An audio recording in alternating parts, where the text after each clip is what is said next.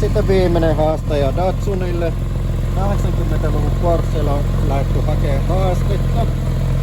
Missä on paras tietuntuma, ja kun ei ole varma löytyykö tarpeeksi kova haastaja Datsunille, niin tullaan tämmöisellä GT3 näköisellä ottaa viimeinen haasteesta. On kumma, jos ei löydy parempaa tietuntumaa kuin Datsunissa.